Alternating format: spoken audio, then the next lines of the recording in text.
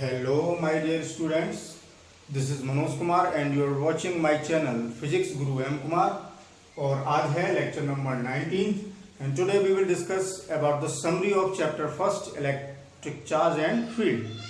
और first unit का पहला चैप्टर है फर्स्ट यूनिट इलेक्ट्रोस्टैटिक्स।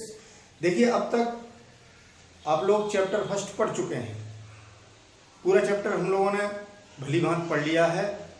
अब हम उस पूरे चैप्टर को एक सूत्र में बांधते हैं, यानी अगर हमें एक नज़र में पूरा चैप्टर रिवाइज करना हो तो उसके लिए हमें चैप्टर के लास्ट में हमें उसकी पूरी समरी तैयार करनी है। तो लेट्स स्टार्ट। तो सबसे पहला टॉपिक था अपना वैद्युत आवेश, तो आप लोग लिखते चलेंगे। पहला टॉपिक है वैद्युत आवेश। तो अब डिटेल में बात नहीं करेंगे क्योंकि अब समरी हो रही है, तो बहुत संक्षेप में बात करेंगे। तो वैद्युत आवेश क्या था, जैसे डिटेल स्टडी हम लोग पढ़ चुके हैं लेकिन अब बहुत संक्षेप में पढ़ेंगे। तो एक डेफिनेशन लिख देते हैं इसकी। वैद्युत आवेश क्या है? वैद्युत आवेश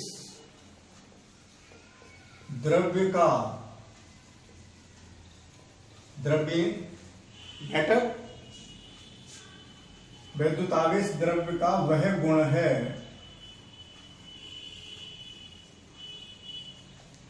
जिसके कारण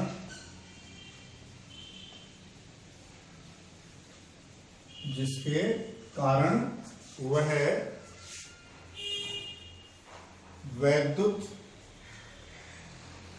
तथा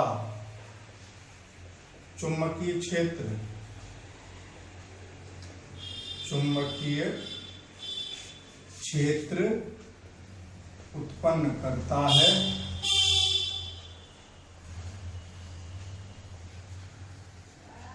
तथा उनका अनुभव करता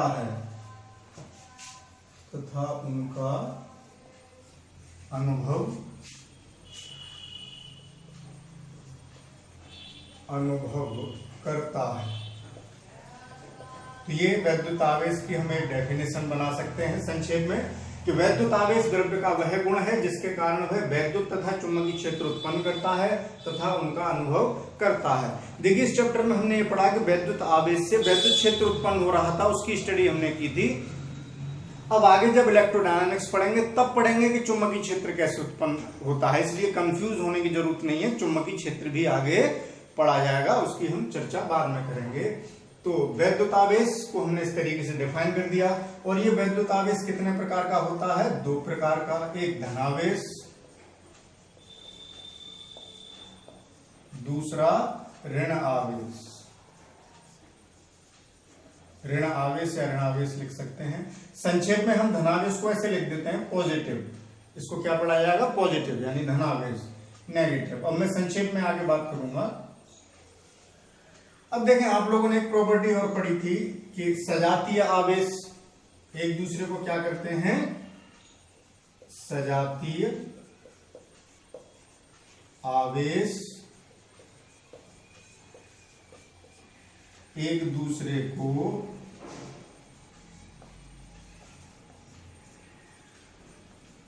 प्रतिकर्षित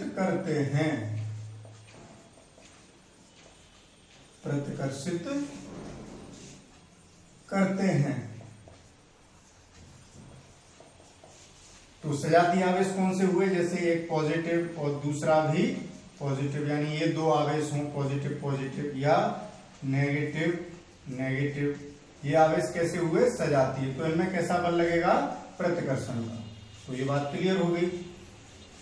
अगला विजातीय आवेश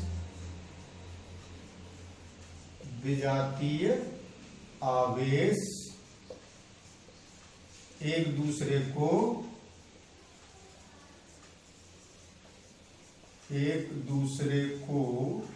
आकर्षित यानी आकर्षित करते हैं। तो विजातीय आवेश कौन से होंगे? जैसे एक धन है और दूसरा कैसा है? ऋण है। ये भी आप लोग पढ़ चुके हैं। अब अगली बात, आवेश का क्वांटीकरण पढ़ा था। तो हम ये कह सकते हैं कि जो हमारा आवेश है वो एक न्यूनतम मात्रा का कितना होता है, और वो न्यूनतम मात्रा कितनी है, स्मॉल ई से लिखी जाती है। तो उससे पहले एक बात और लिख लेते हैं कि अगर हमारे पास कोई धनावेश है, इसका क्या अर्थ है कि वस्तु धनावेशित कब होगी, जब उस पर सामान्य अवस्था से इलेक्ट्रॉन की कमी होगी।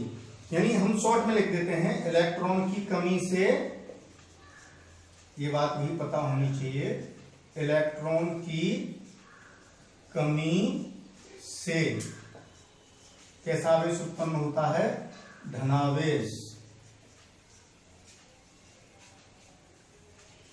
या इलेक्ट्रॉन की कमी से वस्तु धनावेशित होती है, ऐसे लिख देते हैं, वस्तु धनावेशित, संक्षेप में लिख रहे हैं, धनावेशित होती है या हो जाती है। कोई वस्तु है, उस पर उसकी सामान्य अवस्था से अगर इलेक्ट्रॉन कम हो जाए तो वो वस्तु पॉजिटिवली चार्ज हो जाएगी। अगला पॉइंट, इलेक्ट्रॉनों की अधिकता से,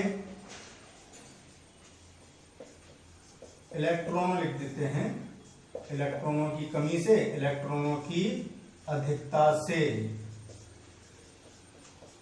अधिकता से कोई भी वस्तु कैसी हो जाएगी, ऋणावेशित हो जाती है, ऋणावेशित हो जाती है। तो देखिए हमें सारांश कैसे लिखना है, आप लोग इसको समझते चलिए, जिससे कि हम पूरे चैप्टर को बहुत जल्दी में रिवाइज करना चाहते हैं तो इससे हमें एक बहुत बड़ा बेनिफिट मिलेगा, बहुत जल्दी इसको पढ़ सकते हैं। अगला, आवेश का क्वांटीकरण। सारे बिंदु इसमें नहीं लिख रहे हैं, बहुत जरूरी चीजें लिख लेते हैं। आवेश का क्वांटीकरण, इसको भी संक्षेप में लिख देते हैं। आवेश का क्वांटीकरण में क्या पढ़ा था, Q बराबर प्लस माइनस एन ई, कमी है तो प्लस और इलेक्ट्रॉनों की अधिकता है तो माइनस। जहां n एक पूर्णांक संख्या होगी, 1 2 3 एंड सो ऑन, और ई कितना होगा, मूलावेश है 1.6 गुणा 10 की घात माइनस 19 कूलम, कूलम को सी से लिख दिया है। तो ये रहा आवेश के बारे में। अब आगे चलते हैं, इसका स्क्रीनशॉट लीजिए। अब आगे चलेंगे, वैद्युत आवेश के बाद हम लोगों ने क्या पढ़ा था, थोड़ा ध्यान दीजिए।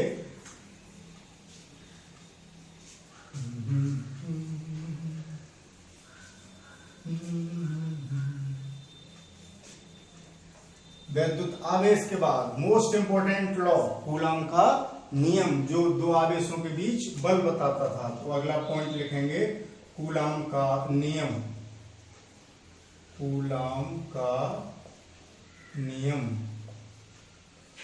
कूलम का नियम क्या था, दो स्थिर बिंदु आवेशों के बीच लगने वाले बल को बताता था। तो पहले हम चाहें तो यहां परिभाषा लिख सकते हैं, और चलो मैं लिख देता हूं, दो स्थिर बिंदु आवेशों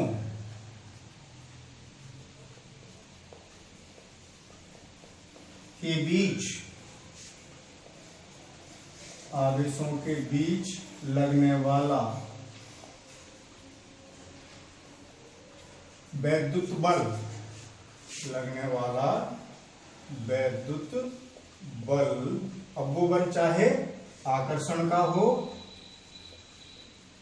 या प्रतिकर्षण का हो, वो कैसा भी हो सकता है, नेचर पर डिपेंड करेगा, चार्ज कैसे कैसे हैं।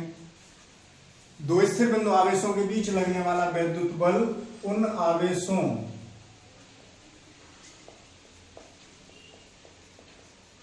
की मात्राओं, या परमाणु लिख सकते हैं, एक ही बात है, आवेशों की मात्राओं के गुणनफल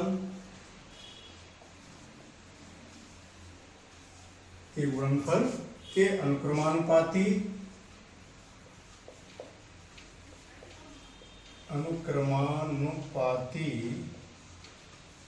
तथा उनके बीच की दूरी, तथा उनके बीच की दूरी के वर्ग के व्युत्क्रमानुपाती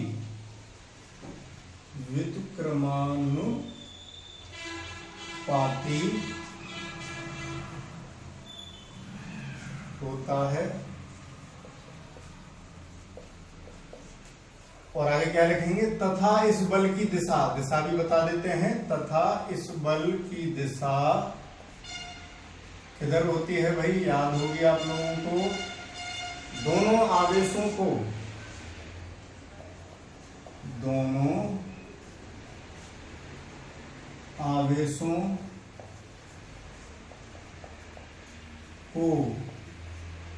मिलाने वाली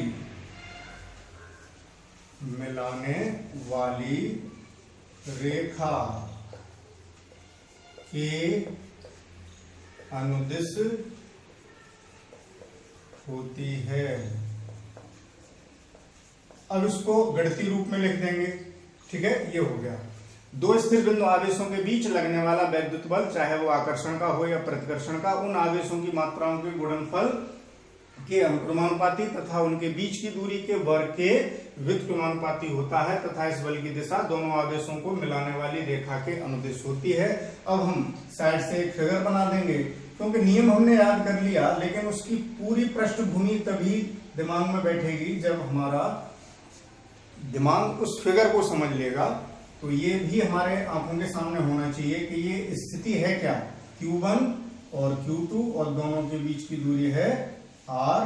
तो कूलॉम का नियम क्या बना था भाई, संक्षेप में लिख रहे हैं, 1/4 पाई एप्सिलॉन नॉट K। अब अलग अलग नहीं लिख रहे, वायु या निर्वात के लिए पूरा एक समरी कर देते हैं, Q1 Q2 बटे R²। ये नियम था कूलॉम का।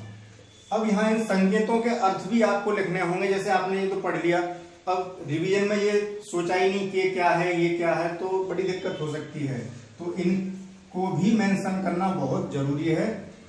जब सारांश याद करेंगे तब कोई ऐसी बात न छूट जाए जो बहुत महत्वपूर्ण बिंदु हो, और उसके बिना जो हमने मेहनत की, जो याद किया, वो सब बेकार हो जाए। तो ऐसा ना करें। तो 1/4 पाई एप्सिलॉन नॉट एक यहाँ पर कांस्टेंट है, जिसकी वैल्यू कितनी होती है, 9 × 10⁹ न्यूटन मीटर स्क्वायर पर कूलॉम स्क्वायर। ओके। और एप्सिलॉन नॉट क्या होता है, वायु या निर्वात की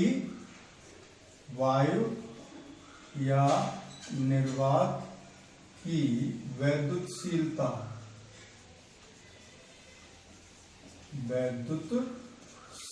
और इसकी वैल्यू कितनी होती है, 8.85 × 10⁻⁻12 कूलॉम स्क्वायर पर न्यूटन मीटर स्क्वायर। यूनिट पलट जाएगी जो 1/4 पाई एप्सिलॉन नॉट की है, क्योंकि एप्सिलॉन नॉट नीचे आ रहा है, तो इस यूनिट को पलट दिया, कूलॉम स्क्वायर पर न्यूटन मीटर स्क्वायर। और के क्या है, माध्यम का परावैद्युतांक, माध्यम का परावैद्युतांक। और माध्यम के लिए के का मान हमेशा 1 से बड़ा होता है, ये पॉइंट भी ध्यान रखना है। और अब जैसे एक पॉइंट और याद रखेंगे, मैं यहीं बढ़ा देता हूं, धातु के लिए ये पूछा जा सकता है आपसे। तो धातु के लिए यानी जो चालक हैं उनके लिए के का मान अनंत होता है, बहुत ज्यादा होता है, ये बात भी आपको ध्यान रखनी है। और एक बात और याद रखनी है कि यहाँ पर हम एप्सिलॉन नॉट के की जगह पर क्या लिख सकते हैं कि एप्सिलॉन नॉट × के बराबर केवल एप्सिलॉन भी लिख सकते हैं। ये माध्यम की वैद्युतशीलता हो जाएगी। एप्सिलॉन क्या हो जाएगा, माध्यम की वैद्युतशीलता। एप्सिलॉन नॉट वायु या निर्वात की थी, एप्सिलॉन माध्यम की वैद्युतशीलता। तो ये संक्षेप में कूलॉम का नियम हो गया। तो कूलॉम का नियम बहुत संक्षेप में हो गया, चलते फिरते हम इस पर एक नजर मार लेंगे तो हमें ये ध्यान आ जाएगा। तो बीच बीच में रिवीजन जैसे हमें करना हो तो उसके लिए भाई सारांश बहुत जरूरी है। तो ये कूलॉम का नियम। अब इसके आगे चलते हैं, इसके आगे हमने जो पढ़ा था उसकी स्टडी करेंगे। अब देखेंगे रेखीय आवेश वितरणों की हमने बात की थी, तो अभी यही लिखते हैं। जैसे रेखीय आवेश वितरण पढ़ा था वो आपको सब पता होगा, लेकिन अभी हम जो उसके फॉर्मूले आए थे इसलिए रेखीय आवेश घनत्व की बात कर लेते हैं। आवेश वितरण आप जानते ही हैं, अब संक्षेप में बात करेंगे रेखीय आवेश घनत्व की। देखिए रेखीय आवेश वितरण आपको पता है कि जब कोई आवेश किसी रेखा या वक्र के अनुदिश एक समान रूप से वितरित हो जाता है। जैसे कोई वायर हो बहुत बड़ा, उस पर हमने आवेश स्टोर किया है, वितरित किया है, तो वो रेखीय आवेश वितरण हो गया। और उसकी एकांक लंबाई पर जो आवेश उत्पन्न होता है वो क्या कहलाता है? रेखीय आवेश घनत्व। परिभाषा आप लोग जानते हैं, लिख सकते हैं, लिख लेना। और इसको किससे लिखते हैं? लैम्डा से। और फॉर्मूला क्या है? dq/dl। ऐसे संक्षेप में लिखते चलते हैं। ऐसे ही पृष्ठ आवेश घनत्व, पृष्ठ आवेश घनत्व, पृष्ठ आवेश घनत्व कब होता है? जब आवेश वितरण हमारा सरफेस पर हो। तो कोई चादर है, उसको हमने आवेश दिया तो वो पृष्ठ आवेश वितरण हो गया, और उसके एकांक क्षेत्रफल पर जो आवेश होगा वो पृष्ठ आवेश घनत्व होगा। और उसको किससे लिखते हैं? सिग्मा से। तो सिग्मा बराबर dq/dA, क्योंकि अब पृष्ठ पर वितरित है तो यहां पर क्या लेंगे? क्षेत्रफल लेंगे। ऐसे ही तीसरा पॉइंट क्या है? आयतन आवेश घनत्व। तो पहले इसका स्क्रीनशॉट लीजिए। अब बात करते हैं आयतन आवेश घनत्व की। तो आयतन आवेश वितरण कब होता है? जब कोई आवेश किसी वस्तु पर त्रिविमीय स्थिति में, यानी पूरी वस्तु पर वितरित हो, तो वो यानी पूरे आयतन में वितरित है, तो आवेश वितरण कैसा होगा? आयतन आवेश वितरण। और उस स्थिति में क्या मिलेगा हमें? आयतन आवेश घनत्व। और आयतन आवेश घनत्व कितना होगा? किससे लिखेंगे? रो से, dq/dv। तो ये भी याद रखना है आपको। तो ये रहे आवेश वितरण। अब आवेश वितरण के बाद चलते हैं, हमने पढ़ा था वैद्युत क्षेत्र। वैद्युत क्षेत्र, तो वैद्युत क्षेत्र क्या था? अब यहां समझा नहीं रहे हम, क्योंकि आप पीछे पढ़ चुके हैं, पूरी डिटेल स्टडी नहीं करनी है। सीधी सीधी परिभाषा लिखते हैं। किसी आवेश अथवा आवेशों के निकाय, आवेश अथवा आवेशों के निकाय के चारों ओर का वह क्षेत्र जिसमें कोई अन्य आवेश विद्युत बल का अनुभव करता है, वैद्युत क्षेत्र कहलाता है। तो आप लोग इसकी डेफिनेशन लिख सकते हैं। चलिए मैं लिख देता हूं। किसी आवेश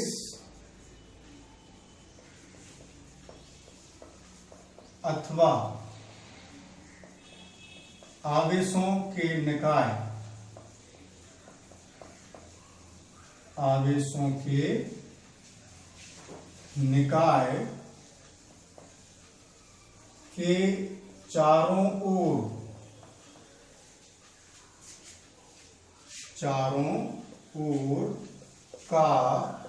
वह क्षेत्र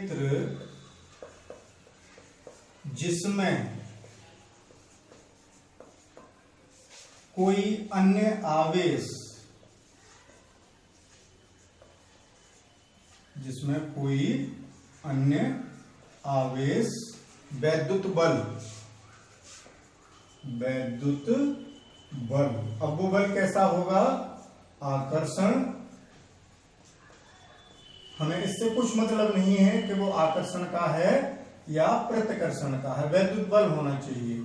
आकर्षण का हो या प्रतिकर्षण का हो, वैद्युत बल अनुभव करता है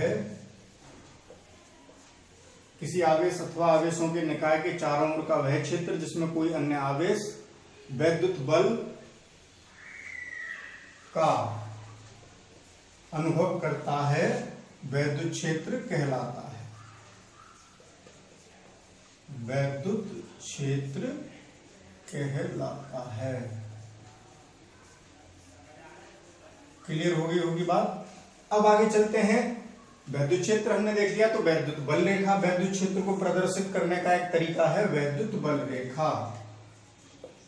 वैद्युत बल रेखा, देखिए पहले इनको वैद्युत बल रेखा ही बोला जाता था, लेकिन अब हम आजकल इसको क्या बोलने लगे हैं? वैद्युत क्षेत्र रेखा। तो कंफ्यूज ना हो तो दोनों ही लिख लें, वैद्युत क्षेत्र रेखा। ये मत सोचना कि सर ने वैद्युत बल रेखा पढ़ाई, क्षेत्र रेखा पढ़ाई नहीं, तो ऐसा नहीं है। वैद्युत बल रेखा, वैद्युत क्षेत्र रेखा एक ही बात है। तो इसकी डेफिनेशन भी लिख देते हैं। वैद्युत बल रेखाएं कहां खींची जाएंगी? वैद्युत क्षेत्र के अंदर, ये हम पहले बता चुके हैं। तो अब केवल परिभाषा लिखते हैं। वैद्युत क्षेत्र रेखाएं या बल रेखाएं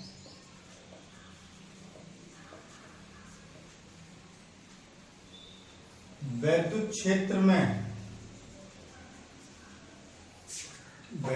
गए वे काल्पनिक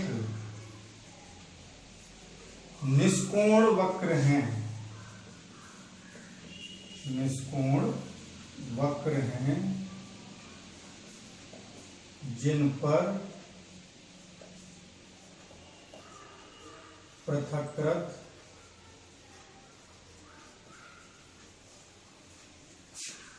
व स्वतंत्र परीक्षण धन आवेश गति करता है।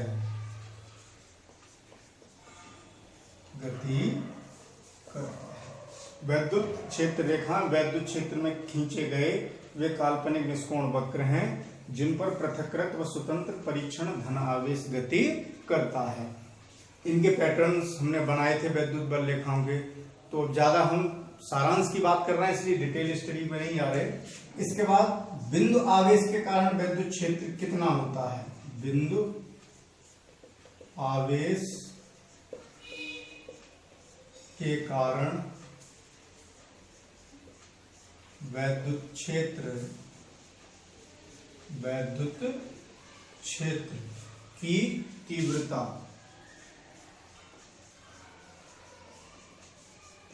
तो देखिए हमने एक डेरिवेशन किया था कि जैसे हमारे पास ये देखो फिगर जहां बने वहां इसमें कंजूसी ना करें, क्योंकि फिगर ही हमें उस सूत्र की पृष्ठभूमि को दर्शाता है कि ये सूत्र हम किन परिस्थितियों में लगाएंगे। उस फिगर को देख करके ही हमें ध्यान आ जाता है, पूरी थ्योरी पढ़ने की आवश्यकता नहीं रहती और पूरी सिचुएशन क्लियर हो जाती है कि ये सूत्र कहाँ अप्लाई कर सकते हैं हम लोग। तो जैसे ये चार्ज है Q, इससे r दूरी पर एक बिंदु है P, यहां पर हम वैद्युत क्षेत्र देख रहे हैं। तो चूंकि ये धनावेश है, कोई साइन नहीं लगाया है तो इधर होगा तीव्रता की दिशा।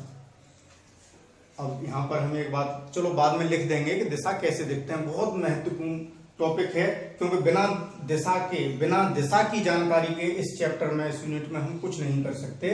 तो दिशा की जानकारी होना बहुत मस्ट है, तो उसे मैं बाद में लिखूंगा। पहले इस टॉपिक की बात करते हैं कि बिंदु आवेश के कारण वैद्युत क्षेत्र की तीव्रता। तो r दूरी पर है तो पूरी बात लिखने की जरूरत नहीं है, ये फिगर बन गया, ये बता रहा है कि ये आवेश r दूरी पर इस बिंदु पर कितनी तीव्रता उत्पन्न करेगा। वो कितनी होगी 1/4 pi epsilon not k Q/r²। तो ये याद करना है आपको। अब वायु या निर्वात में रखे हैं तो k लगाओगे नहीं, वायु या निर्वात के लिए k 1 होता है, तो उसको बार बार लिखने की जरूरत नहीं है कि हम कई लाइन बिगाड़ेंगे। 1/4 पाई एप्सिलॉन नॉट Q/r² भी लिखें, अंडरस्टूड है, बहुत चर्चा हो गई इस पर। तो ये हो गया बिंदु आवेश के कारण वैद्युत क्षेत्र की तीव्रता। अब दिशा कैसे याद करते हैं। वैद्युत क्षेत्र की तीव्रता की दिशा परीक्षण धनावेश पर लगने वाले बल की दिशा से निरूपित होती है। तो ये बात ध्यान रखेंगे, मैं यहां लिख देता हूं वैद्युत क्षेत्र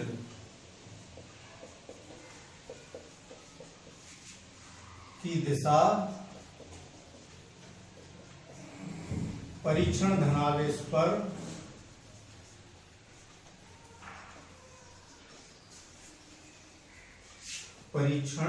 धन आवेश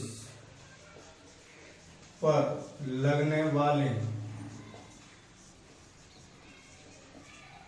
बल की दिशा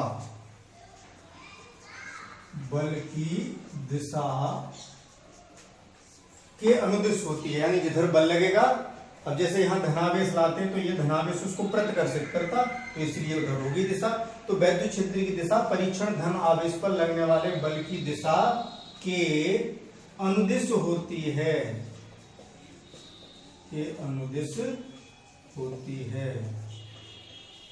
ये दिशा ज्ञात करने के लिए ये वही मोस्ट इम्पोर्टेंट है, मैंने 3 स्टार बना दिए हैं। इस बात को तो बिल्कुल भूलना ही नहीं है, क्योंकि इसके बिना सब खेल खराब हो जाता है, ना कोई न्यूमेरिकल हो पाता है, ना कोई प्रिंसिपल लगा पाते हैं। तो इस चीज को विशेष रूप से ध्यान रखेंगे कि हम दिशा किसी स्थान पर वैद्युत क्षेत्र की किस तरीके से ज्ञात कर सकते हैं। तो बहुत इजी बात है, लेकिन इसके बिना सब बेकार है। एक बात और रहेगी, देखिए वैद्युत क्षेत्र भी हमने बता दिया, ये बिंदु आवेश के कारण वैद्युत क्षेत्र की तीव्रता भी बता दी। तो एक वैद्युत क्षेत्र की तीव्रता की परिभाषा रहेगी, तो आप लोग यही लिख लेंगे। वैद्युत क्षेत्र के बाद क्या लिखेंगे? वैद्युत क्षेत्र की तीव्रता, परिभाषा लिख ही लेंगे। तो इसके बाद आप यहां लिखेंगे वैद्युत क्षेत्र के बाद लिख लेना वैद्युत क्षेत्र, हेडिंग डालेंगे। उसके बाद वैद्युत क्षेत्र लिखने के बाद क्या हेडिंग डालेंगे फिर, यानी इस टॉपिक के बाद फिर हेडिंग डालेंगे आप वैद्युत क्षेत्र की तीव्रता। वैद्युत क्षेत्र की तीव्रता, वैद्युत क्षेत्र की तीव्रता वैद्युत क्षेत्र के बाद, ठीक है ना। तो अब इसकी परिभाषा लिखेंगे, तो वो आप लोग पहले ये नोट कर लेंगे, फिर मैं लिख दूंगा। आप जब कॉपी पर लिखें तो वैद्युत क्षेत्र के बाद ये परिभाषा लिख लेना। वैसे कहीं लिख जाए कोई फर्क नहीं, लेकिन एक सिस्टमेटिक वे में ही चलिए तो अच्छा रहेगा। तो इसको मैं अभी लिखूंगा, पहले आप इसका स्क्रीनशॉट लीजिए।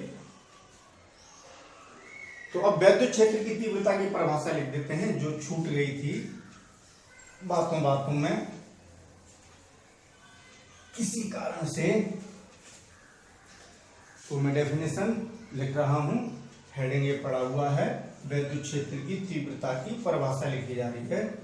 वैद्युत क्षेत्र के अंदर, वैद्युत क्षेत्र के अंदर किसी बिंदु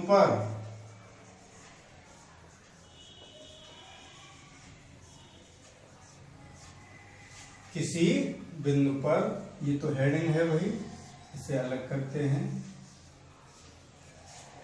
समझ रहे हैं ना। वैद्युत क्षेत्र के अंदर किसी बिंदु पर वैद्युत क्षेत्र की तीव्रता, वैद्युत क्षेत्र की तीव्रता उस बिंदु पर स्थित, बड़ा सिस्टमेटिक वे में परिभाषा लिखिए, उस बिंदु पर स्थित एकांक परीक्षण धन आवेश पर लगने वाले बल के बराबर होती है, बल के बराबर होती है। और इसे किससे निरूपित करते हैं? ई से। तो ई बराबर F/Q0, ये पीछे आप पढ़ चुके हैं। और ऐसे भी लिख सकते हैं इन वेक्टर फॉर्म, आप लोग इसके नीचे लिख लेना, मैं आगे लिख देता हूं, स्पेस नहीं है। वेक्टर ई बराबर वेक्टर F/Q0। ये इक्वेशन हमें ये बता रही है कि जिधर परीक्षण आवेश पर बल लगेगा उधर ही तीव्रता की दिशा होगी, क्योंकि ये उसके बराबर आ रही है। तो आप इस परिभाषा के लिए स्क्रीनशॉट लीजिए, फिर आगे चलते हैं। तो अगले टॉपिक पर चलते हैं, वैद्युत द्विध्रुव। तो वैद्युत द्विध्रुव की परिभाषा को हम लिखते हैं, एक ऐसा निकाय, एक ऐसा निकाय जिसमें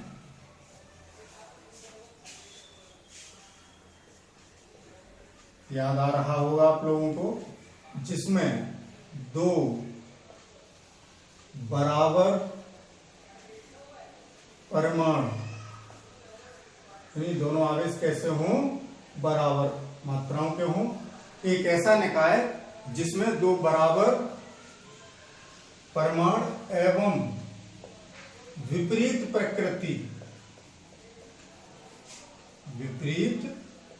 प्रकृति के आवेश एक दूसरे से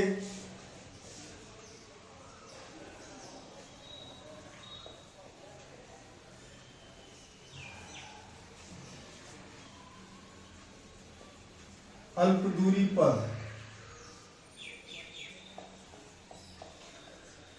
स्थित होते हैं,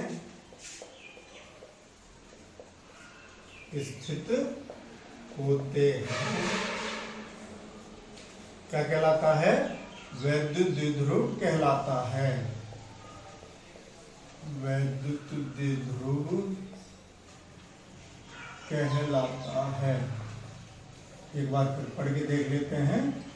एक ऐसा निकाय जिसमें दो बराबर परमाणु एवं विपरीत प्रकृति के आवेश एक दूसरे से अल्प दूरी पर स्थित होते हैं, वैद्युत द्विध्रुव कहलाता है। जैसे एक है ऋण q आवेश तो दूसरा प्लस q आवेश। ठीक, देखिए आवेश बराबर है, इस पर भी q, इस पर भी q, लेकिन विपरीत प्रकृति है, एक पर माइनस और एक पर प्लस, तो ये हो गया वैद्युत द्विध्रुव। अब अगला टॉपिक वैद्युत द्विध्रुव आघूर्ण। वैद्युत द्विध्रुव आघूर्ण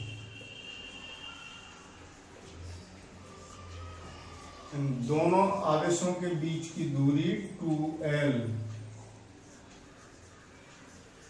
मानी जाएगी। इसकी परिभाषा किसी वैद्युत द्विध्रुव का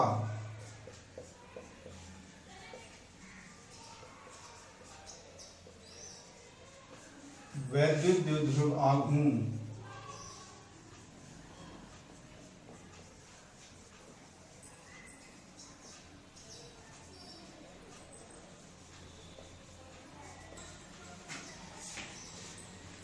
वैद्युत द्विध्रुव के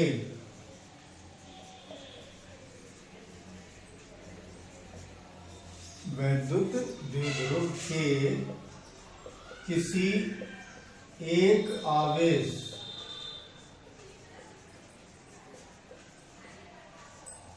के परमाणु, कोई सा एक आवेश ले लिया, एक आवेश के परमाणु तथा दोनों आवेशों के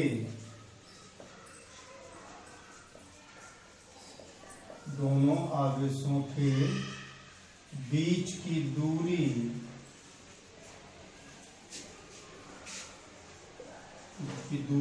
के गुणनफल के बराबर होता है।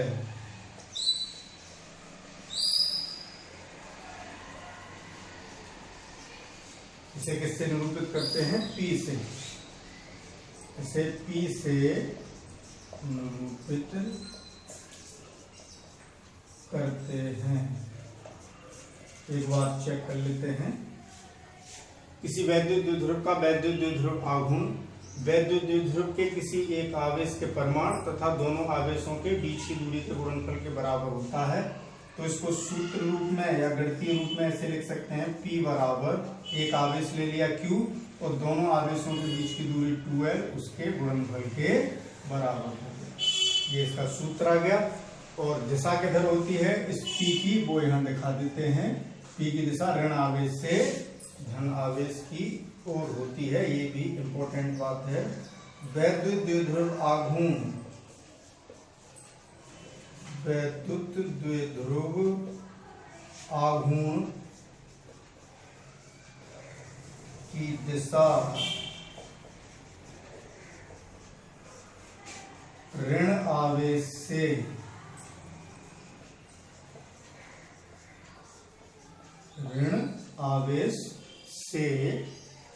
धन आवेश की ओर होती है। धन आवेश की ओर होती है। ये दिशा हो गई, परिभाषा हो गई, वैद्युत द्विध्रुव हो गया। तो इसका स्क्रीनशॉट लीजिए, आगे चलते हैं। अब आगे चलते हैं। वैद्युत द्विध्रुव के कारण वैद्युत क्षेत्र की तीव्रता, यानी वैद्युत द्विध्रुव कितना विद्युत क्षेत्र उत्पन्न करता है? तो पहली स्थिति है अक्षीय स्थिति,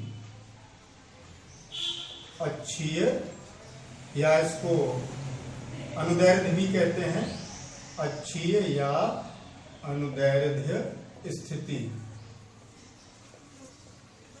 जो इसको हमने डराव कराया है, लेकिन यहां पर एक संक्षेप में, अब फिगर से आसानी से क्लियर होगा इसलिए बना देते हैं, पूरी बात यहां मेंशन नहीं करनी पड़ेगी।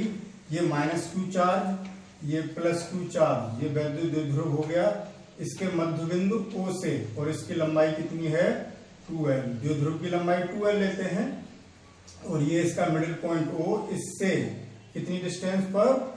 R डिस्टेंस पर, इसकी अक्ष पर यहां पर कोई बिंदु है P, यहां हमें तीव्रता देखनी है इस बिंदु पर। ये इसकी अच्छी स्थिति हो गई। तो ये फिगर हमने बना लिया, यानी हम इस स्थिति में तीव्रता निकाल रहे हैं। तो वो तीव्रता कितनी आती है? E बराबर 1/4 पाई एप्सिलॉन नॉट के 2p/r³। ये हमने लिख लिया। अब दूसरी बात करते हैं निरक्षीय स्थिति की। ये कब है? ये फॉर्मूला उस केस में है जब r हमारा बड़ा है L से, बहुत दूर है बिंदु। न्यूमेरिकल्स में मोस्टली इसी की जरूरत पड़ती है। निरक्षीय स्थिति में, निरक्षीय कह लें या अनुप्रस्थ, अनुप्रस्थ स्थिति,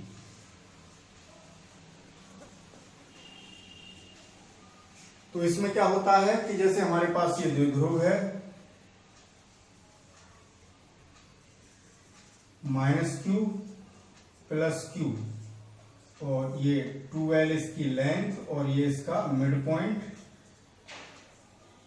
और इसके लंबार्धक रेखा यही होगी, सीधी नहीं खींची भाई।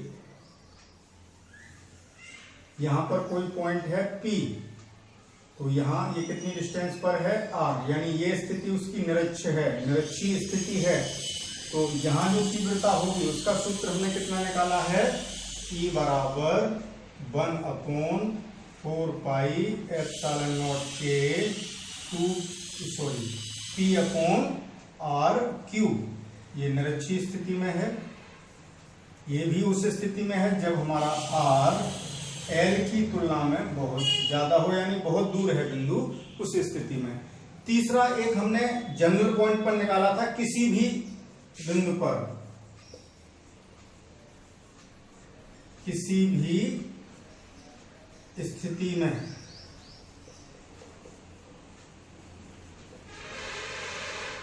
यानी जैसे हम यहां बना लेते हैं, जैसे हमारे पास ये द्विध्रुव है -q, और ये आवेश है +q, दोनों को मिलाने वाली रेखा, मध्य बिंदु O, और ये लंबाई 2L।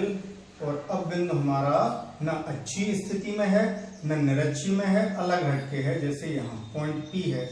और कितनी दूर है? दूरी कहां से नापी जाएगी? मध्य बिंदु से ही नापी जाएगी। ये रेखा तिरछी हो जाती है, स्लाइड होने से सीधी कर लेते हैं।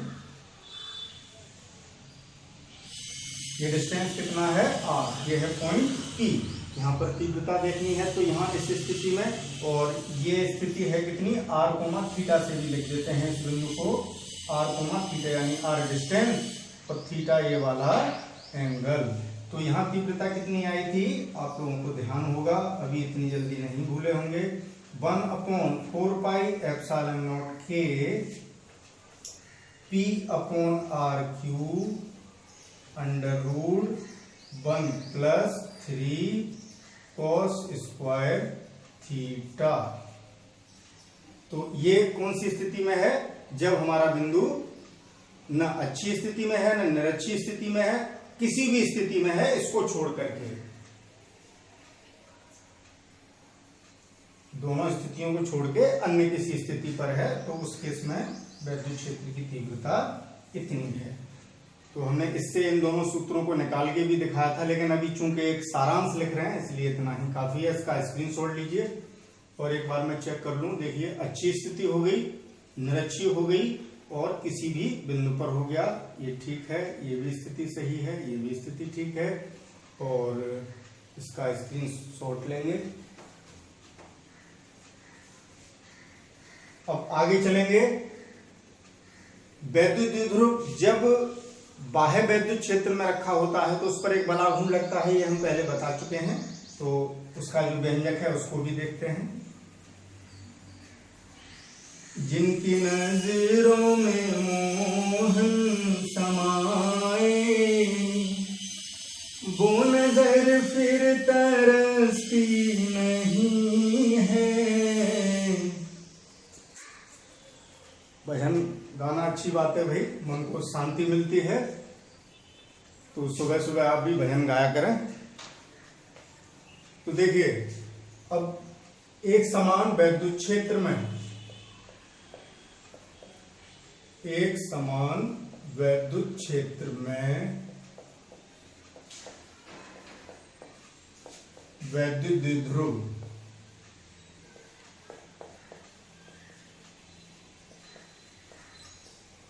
ये अगला पॉइंट है। वैद्युत द्विध्रुव पर बल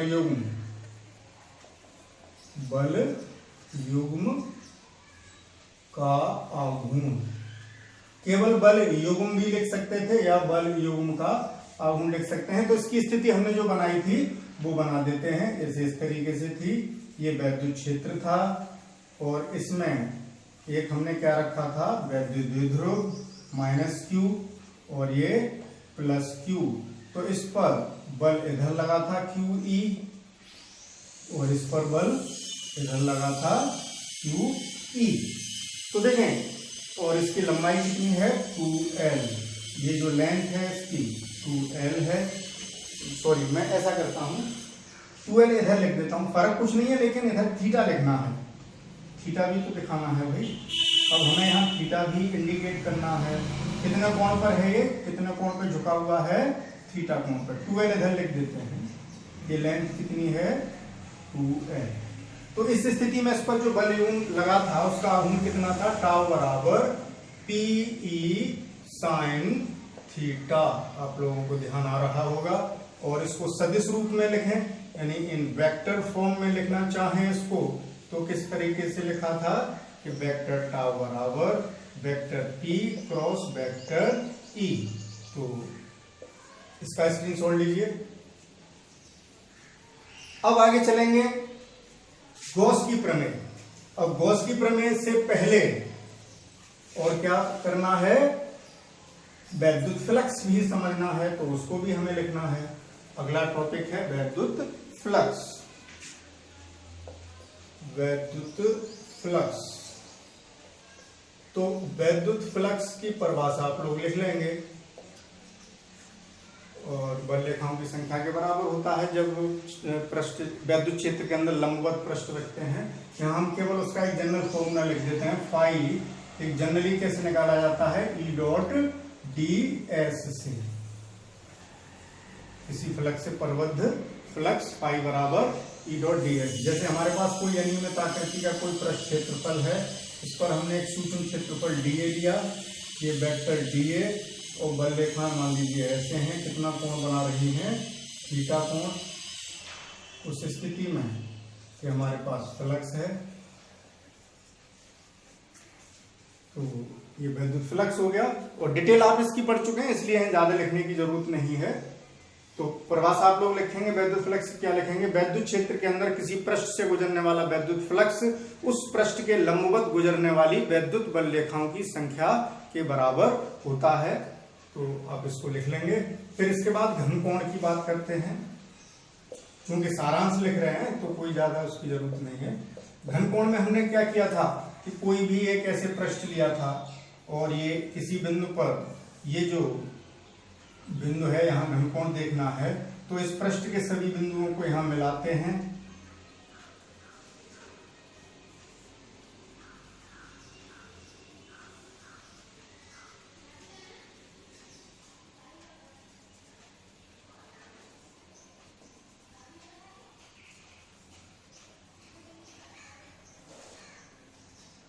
इधर के पॉइंट, इधर के पॉइंट, सब पॉइंट यहाँ मिला करके ये जो कोण बनता है ये क्या कहलाता है, घन कोण डी ओमेगा, और ये क्षेत्रफल कितना है डी ए, तो यहाँ और ये डिस्टेंस है आर, तो यहाँ जो घनकोण बनेगा डी ओमेगा बराबर डी ए बटे आर स्क्वायर। और संपूर्ण गोला कितना, अगर हम एक संपूर्ण गोला लें तो यहाँ लिख सकते हैं संपूर्ण गोला या संपूर्ण गोलीय पृष्ठ, आगे लिख लेते हैं एक पॉइंट, संपूर्ण, क्योंकि इसकी हमें जरूरत पड़ती है कि पूरा कोण कितना बनता है, संपूर्ण गोलीय पृष्ठ केंद्र पर 4 पाई स्टेरेडियन, मात्रा क्या है स्टेरेडियन, घनकोण अंतरित करता है, अंतरित करता है। इसको भी आपको लिखना है, वैद्युत फ्लक्स की परिभाषा लिख ही लेंगे भाई।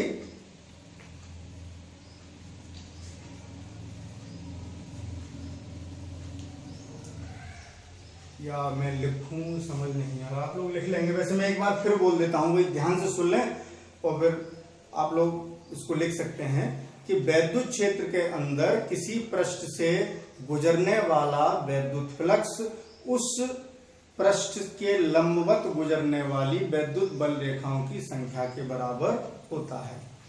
या तो ऐसे कह लें या ऐसे कह लें कि वैद्युत क्षेत्र के अंदर स्थित लंबवत पृष्ठ से, या तो पृष्ठ को लंबवत कर लो, यानी दोनों में लंब एक दूसरे के परपेंडिकुलर रहना है, ये बात ध्यान रखिए। तो घनकोण हो गया, ये हो गया। अब चलते हैं गॉस की प्रमेय पर। तो गॉस की प्रमेय को भी संक्षेप में लिखते हैं, परिभाषा आप लोगों को पता है, वो नोट कर लेंगे कि किसी भी बंद पृष्ठ से परिबद्ध वैद्युत फ्लक्स, चलो मैं लिख दूंगा, इंपॉर्टेंट है इसलिए, अगर आप लोगों ने लिख तो ली होगी लेकिन लिख देते हैं क्योंकि इंपॉर्टेंट थ्योरम है। गॉस की प्रमेय, गॉस की प्रमेय किसी बंद पृष्ठ से, बस यही बात ध्यान रखनी है कि पृष्ठ हमारा बंद होना चाहिए, किसी बंद पृष्ठ से गुजरने वाला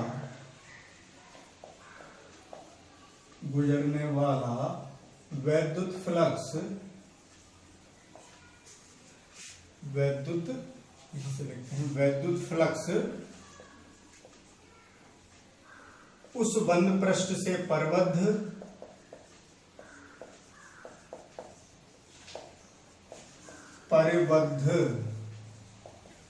परिबद्ध का मतलब घिरा हुआ, परिबद्ध कुल आवेश की मात्रा का, कुल आवेश की मात्रा का 1/ε0 गुना, ये एक है, 1/ε0 गुना होता है। ये परिभाषा हो गई, उसकी स्टेटमेंट हो गया, परिभाषा क्या, उस थ्योरम का स्टेटमेंट हो गया गॉस की प्रमेय। यानी इस प्रमेय के अनुसार किसी बंद पृष्ठ से गुजरने वाला वैद्युत फ्लक्स उस बंद पृष्ठ से परिबद्ध कुल आवेश की मात्रा का 1/ε0 गुना होता है। जैसे हमारे पास कोई भी बंद पृष्ठ है और इसके अंदर Q चार्ज है, वो इससे घिरा हुआ है, तो इससे गुजरने वाला जो फ्लक्स है फाई, क्लोज इंटीग्रेशन, क्योंकि बंद पृष्ठ है हमारा तो यहाँ क्लोज कर लेंगे, और गॉसियन पृष्ठ या जो भी पृष्ठ है वो S है, तो E.ds बराबर कितना हो गया, Q/ε0, उससे घिरे हुए मात्रा का 1/ε0 गुना हो गया।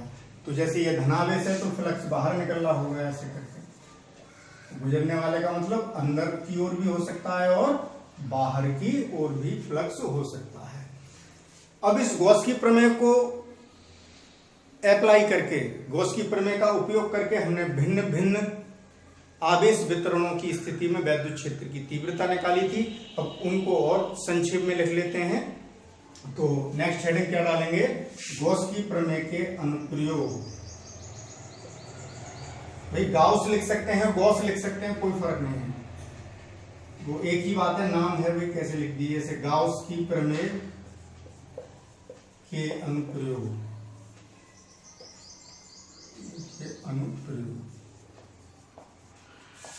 तो सबसे पहले हमने पहला एप्लीकेशन क्या लिखा था, नंबर 1, रेखीय आवेश वितरण के कारण या अनंत लंबाई के ऋजुरेखीय अनंत लंबाई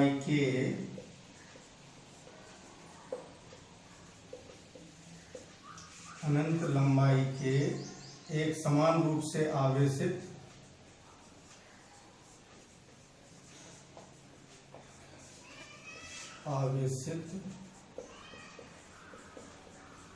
तार के कारण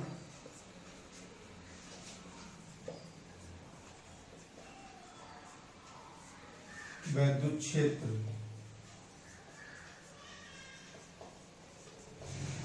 अनंत लंबाई के एक समान रूप से आवेशित ऋजुरेखीय तार के कारण भी लिख सकते हैं। वैद्युत क्षेत्र कितना निकाला था, जैसे हमने ये बनाया था, ये तार था और इस पर कितना आवेश था, धनावेश था। इससे r दूरी पर एक साथ में फिगर भी बना लिया करें, एक बिंदु है P और इसका पृष्ठ आवेश घनत्व बाहर है, रेखीय आवेश घनत्व कितना है, लैम्डा। तो r दूरी पर कितना वैद्युत क्षेत्र आया था, वैद्युत क्षेत्र की तीव्रता कितनी आई थी, 1/4 pi epsilon not 2 lambda upon r, जहां लैम्डा क्या है, रेखीय आवेश घनत्व, लैम्डा रेखीय आवेश घनत्व, लीनियर चार्ज डेंसिटी है। तो ये पहला अनुप्रयोग, फिर आगे चलेंगे, इसका स्क्रीनशॉट लीजिए।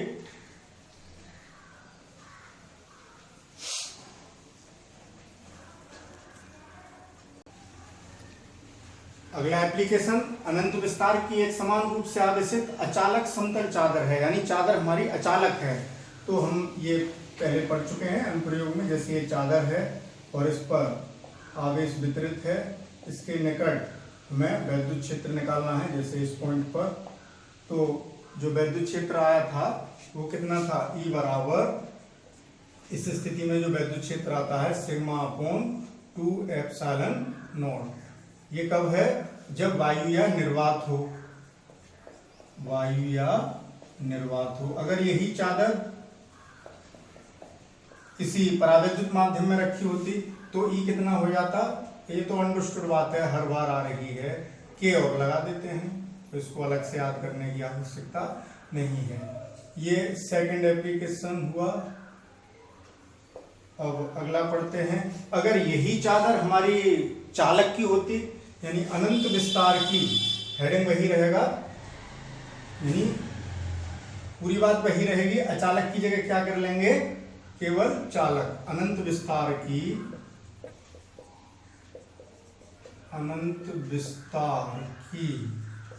एक समान रूप से आवेशित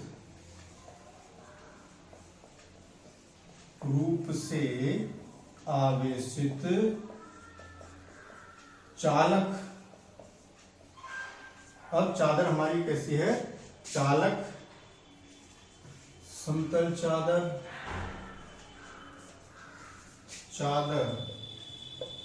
के कारण वैद्युत क्षेत्र कितना आएगा, वही पीछे बता चुके हैं कि उसमें बाहरी पृष्ठ पर वितरित रहता है और वो प्लेट दो प्लेटों की तरह व्यवहार करती है, दो चादरों की तरह।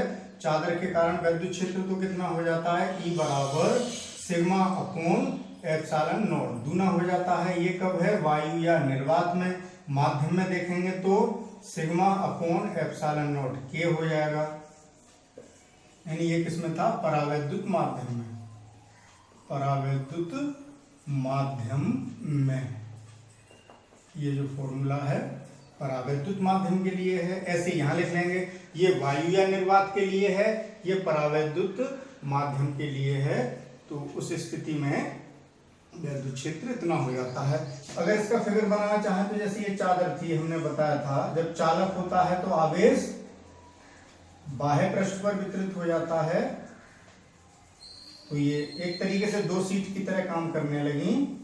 वही डिटेल स्टडी आप पीछे कर चुके हैं, इसलिए ज्यादा बताने की जरूरत नहीं है। अब यहाँ हम तीव्रता निकाल रहे हैं तो ये इतनी आ जाती है। और यहाँ सिग्मा क्या है, इस पर जो आवेश दिया है उसका पृष्ठ घनत्व है, सिग्मा है क्या, जहां सिग्मा बराबर पृष्ठ आवेश घनत्व, पृष्ठ आवेश घनत्व। अब आप लोग और भी लिख सकते हैं, जैसे हमने दो दो चादर करके हमने तीव्रता निकाली थी, उसको भी आप बढ़ा लेना है इस समरी में।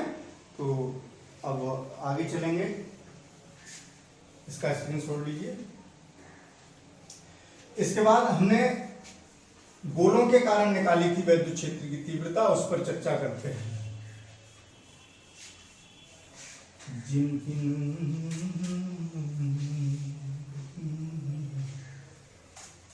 गोलीय आवेश वितरण के कारण, यानी गोलीय कोष के कारण, अगला पॉइंट है सेकंड, थर्ड, फोर्थ पॉइंट में चलते हैं। गोलीय कोष के कारण एक समान रूप से आवेशित गोलीय कोष, शॉर्ट में लिख देते हैं, चलो लिख ही देते हैं। एक समान रूप से आवेशित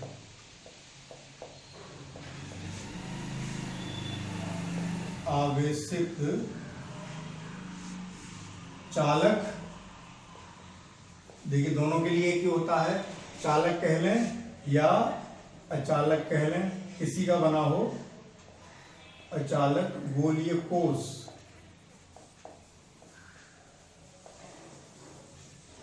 के कारण वैद्युत क्षेत्र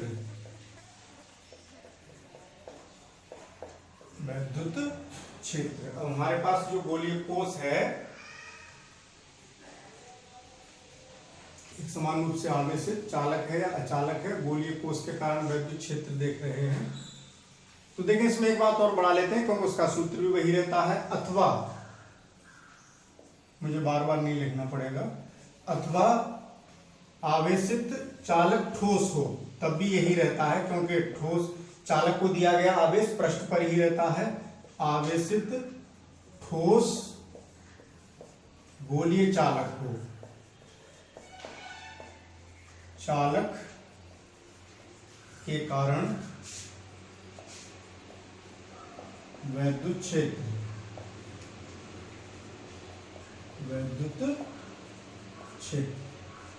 ठोस गोलीय चालक, ठोस गोलीय अचालक होता तब ऐसा नहीं होगा, ठोस गोलीय चालक, और इन खोखले चाहे चालक हो चाहे अचालक हो। जैसे ये हमारे पास कोई गोला है और इसकी त्रिज्या हमने कितनी मान ली, आर।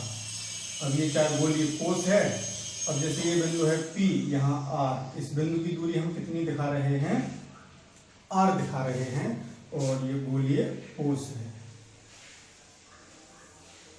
इसको जो आवेश दिया है वो कितना है, Q। खोखला गोला है, आवेश इसके पृष्ठ पर है। ऐसे ही ठोस गोला होता चालक का तो उसका आवेश भी पृष्ठ पर ही रहता।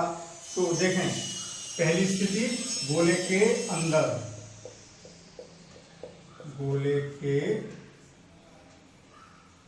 या बाहर निकाल लेते हैं पहले, गोले के बाहर, यानी जब R हमारा इस गोले की त्रिज्या से बड़ा है, यानी बाहर निकाल रहे हैं, तो E कितना होता है, 1/4 pi epsilon not Q upon R square, सीधा सीधा इतना होता है।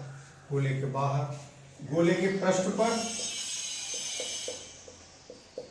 गोले के पृष्ठ पर कितना हो जाएगा, E बराबर 1/4 pi epsilon not Q upon capital R हो जाएगा, जो गोले की त्रिज्या है, यानी पृष्ठ पर जब R बराबर R है, ये उस स्थिति में है। तीसरा, गोले के अंदर, गोले का मतलब गोलीय कोष से ही है, गोले के अंदर, हेडिंग तो पड़ा हुआ है ही भाई। तो अब R हमारा कैसा है, गोलीय कोष के आवेश से छोटी त्रिज्या, छोटी दूरी हो गई, यानी अंदर आ गए हम, तो E बराबर कितना हो गया, 0, यानी खोखले गोले के अंदर वैद्युत क्षेत्र 0 होता है, और ठोस गोला है और चालक का है तो भी 0 होता है। तो इन दोनों के लिए सूत्र यही रहेंगे। और अब चलते हैं 5th पॉइंट पर, जिसमें हम अचालक ठोस गोला लेंगे। तो मैं इसी में करेक्शन कर दूंगा, इससे पहले आप लोग इसका स्क्रीनशॉट ले लीजिए। तो देखिए 5th पॉइंट है अब हमारे पास ठोस गोला है और वो भी किसका बना हुआ है, अचालक का। एक समान रूप से आवेशित अचालक ठोस गोले के कारण वैद्युत क्षेत्र। तो अब ये ठोस गोला है जिसका केंद्र O है, त्रिज्या कैपिटल R है, और जब ठोस गोला है, अचालक का है और आवेश पूरे आयतन में वितरित है Q आवेश, तो R दूरी पर, चाहे वो बिंदु बाहर हो अंदर हो, उस स्थिति में हमें वैद्युत क्षेत्र की तीव्रता ज्ञात करनी है। तो गोले के बाहर जो तीव्रता होगी उतनी ही रहेगी जितनी कोष में थी, गोले के पृष्ठ पर भी उतनी ही रहेगी जितनी कोष के केस में थी, लेकिन अब गोले के अंदर तीव्रता ठोस गोले के लिए बदल जाती है। तो यही अंतर आप लोगों को ध्यान रखना है, 1/4 pi epsilon not Q small r upon r3। तो देखें ये कॉन्स्टेंट्स हैं, r कॉन्स्टेंट है, q कॉन्स्टेंट है, ये भी कॉन्स्टेंट है, अब r पर डिपेंड कर रही है। यानी जैसे जैसे हम पृष्ठ से अंदर आते जाएंगे गोले के अंदर तीव्रता घटती चली जाएगी और सेंटर पर आते आते r शून्य हो जाएगा। तो यहां शून्य रखेंगे तो तीव्रता हो जाएगी शून्य। तो इसमें एक पॉइंट और बढ़ा सकते हैं, सॉरी एक फोर्थ पॉइंट और इसमें बढ़ाएंगे, गोले के केंद्र पर, गोले के केंद्र पर कितना वैद्युत क्षेत्र होगा, E बराबर हो जाएगा शून्य, क्योंकि R बराबर शून्य हो गया इसलिए। तो देखें गोले से बाहर जैसे आगे बढ़ेंगे तीव्रता घटती जाएगी, गोले के पृष्ठ से अंदर बढ़ेंगे तीव्रता घटती जाएगी, और कहां मैक्सिमम होगी, पृष्ठ पर। यानी ये जो मान है तीव्रता का, ये बात ध्यान रखनी है, यही हमारा अधिकतम मान है। इस बात को आप लिख लेना, ये इसकी मैक्सिमम वैल्यू है। कि गोले के पृष्ठ पर एक पॉइंट बढ़ा सकते हैं, यहां आप बढ़ा लीजिएगा कि गोले के पृष्ठ पर तीव्रता अधिकतम होती है। गोले के पृष्ठ से दूर जाएंगे, बाहर जाएंगे तो तीव्रता घटेगी, और गोले के अंदर केंद्र की ओर बढ़ेंगे तब तीव्रता घटेगी। तो ये रहा पूरे चैप्टर का सारांश। तो आशा है कि आप लोगों को इससे एक बहुत बड़ी मदद मिलेगी। आप एक बहुत कम समय में इस पूरे चैप्टर को रिवाइज कर सकते हैं, और बीच बीच में आप जब इसको देखते रहेंगे, बार बार इसका रिवीजन करेंगे, तो ये चीजें आपको बिल्कुल कंठस्थ हो जाएंगी और आपके लिए ये बहुत उपयोगी रहेंगी। तो इस तरीके से आप लोग हर चैप्टर के बाद इस तरीके से सारांश बनाएंगे और बना के उसको रिवाइज करते रहेंगे। ओके, आज के लेक्चर में केवल इतना ही, फिर मिलते हैं कल नए टॉपिक के साथ। ओके, तब तक के लिए थैंक यू।